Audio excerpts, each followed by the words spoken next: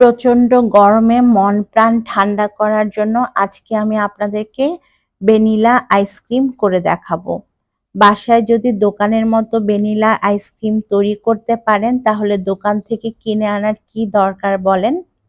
চলেন আজকে দোকানের মতো আইসক্রিম আমরা বাসায় তৈরি করি অল্প সময়ে। এজন্য আমি প্রথমে একটা গ্লাসের মধ্যে 1/3 কাপ পানির মধ্যে দিয়ে দিচ্ছি ৩ টেবিল চামচ পরিমাণ কর্নফ্লাওয়ার। এবারে কর্নফ্লাওয়ারটা পানির সাথে ভালোমতো গুলিয়ে নিতে হবে। গুলিয়ে নেওয়ার পর আমরা একটা সাইডে এটাকে রেখে দিব। এখানে ২ কাপ দুধ নিয়েছি আর এর মধ্যে ১ চিমটি লবণ দিয়েছি। দিচ্ছি 1/3 কাপ পরিমাণ চিনি। এখন চিনিটাকে ভালোভাবে দুধের সাথে মিশিয়ে নিব। তারপর মিডিয়াম হিটে রেখে জাল করব যতক্ষণ না দুধ থেকে বলক চলে আসে। কিছুক্ষণ পর যখন দুধ থেকে বলক আসবে তখন কর্নফ্লাওয়ারের মিশ্রণটা এর মধ্যে ঢেলে দিতে হবে। ঢেলে দেওয়ার সাথে সাথে অনবরত নাড়াচাড়া করতে হবে। এ পর্যায়ে কিন্তু নাড়াচাড়া করা বন্ধ করা যাবে না, না হয়তো প্যানের নিচে লেগে যাবে। আর কর্নফ্লাওয়ার দেওয়ার সাথে সাথে দেখবেন আমাদের দুধ একদম ঘন হতে শুরু করবে। তো আমাদের দুধের মিশ্রণটা কিন্তু ঘন হয়ে গিয়েছে।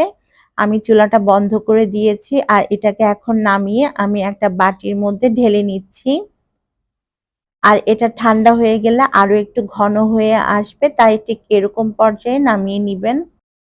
এবারে এই দুধের মিশ্রণটাকে আমি রুম টেম্পারেচারে পুরোপুরি ঠান্ডা করে নিব। যখন এটা সম্পূর্ণভাবে ঠান্ডা হয়ে যাবে তখন ফ্রিজে রেখে দিব সম্পূর্ণভাবে সেট হয়ে যাওয়ার জন্য। তো ২ ঘন্টার মতো আমি এটাকে ফ্রিজে রেখে সেট করে নিব। ২ ঘন্টা পরে আমি চলে এসেছি আর এখানে আমি ১ কাপের মতো হুইপিং ক্রিম বিট করে নিচ্ছি। আমি এই মেজারমেন্ট কাপের ১ কাপ হুইপিং ক্রিম এখানে নিয়েছি আর অবশ্যই হুইপিং ক্রিমটাকে ঠান্ডা হতে হবে। কিছুক্ষণ বিট করার পর যখন আমাদের ক্রিমটা এরকম একটা ক্রিমি টেক্সচারে চলে আসবে তখন এর মধ্যে দিয়ে দিতে হবে কনডেন্স মিল্ক। এই আইসক্রিমে অবশ্যই কনডেন্স মিল্কটা দিতে হবে যদি দোকানের মতো টেস্ট আপনারা চান। কনডেন্স মিল্কটা কিন্তু স্কিপ করা যাবে না। এবারে আরো ২ মিনিটের মতো বিট করে নিব ইলেকট্রিক বিটারটা দিয়ে।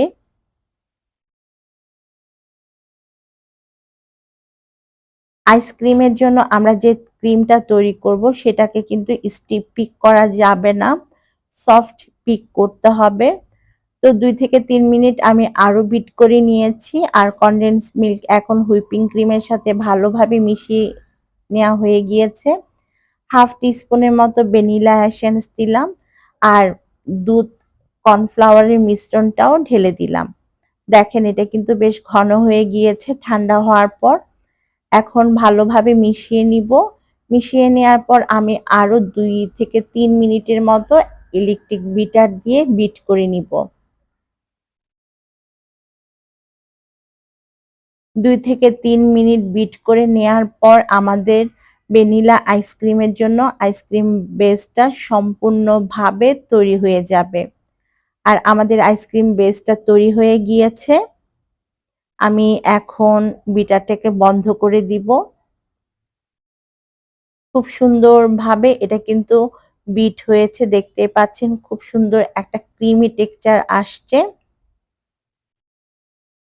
এখন আমরা আইসক্রিমের এই মিশ্রণটাকে যে পাত্রে সেট করব সেখানে ঢেলে নিব।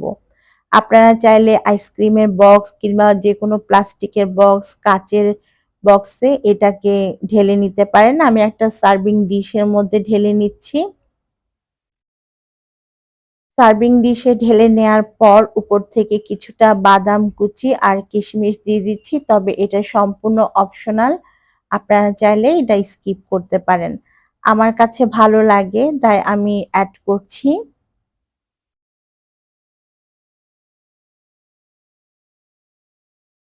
এবারে বাদাম কুচি দিয়ে দিচ্ছি। এখন একটা প্লাস্টিক র‍্যাপ খুব ভালোভাবে আইসক্রিমের মিশ্রণের উপরে র‍্যাপ করে নিতে হবে। খেয়াল রাখবেন যেন প্লাস্টিক র্যাপটা একদম আইসক্রিমের গায়ে গায়ে লাগে, এতে বরফ জমবে না আমাদের আইসক্রিমের মধ্যে। এখন ৬ থেকে ৭ ঘন্টা কিংবা ওভারনাইট ডিপ ফ্রিজে রেখে দিতে হবে আইসক্রিমটাকে সেট হওয়ার জন্য।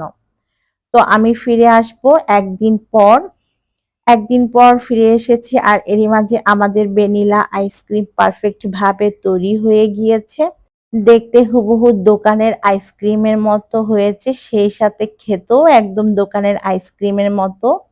আমি আপনাদেরকে একটু দেখাচ্ছি কেটে যে কেমন হয়েছে। দেখেন টেক্সচারটা একদম দোকানের আইসক্রিমের মতো। আর খেতে যে কি মজার হয়েছে সেটা আমি আপনাদেরকে আর কি বলবো, নিজেরা যখন বানাবেন তখন বুঝতে পারবেন। আশা করছি আমার আজকের এই মজাদার আইসক্রিম রেসিপি আপনাদের কাছে ভালো লেগেছে। ভালো লাগলে অবশ্যই এটা বাসায় বানিয়ে দেখবেন। আমাকে অবশ্যই ফিডব্যাক দিবেন যে কেমন হয়েছে। আর সবার কাছে অনুরোধ থাকবে আমার ফেসবুক পেজ আর ইউটিউব চ্যানেলটাকে সাবস্ক্রাইব করার জন্য। ভিডিও ভালো লাগলে আপনাদের ফ্রেন্ডস এন্ড ফ্যামিলির সাথে শেয়ার করতে পারেন।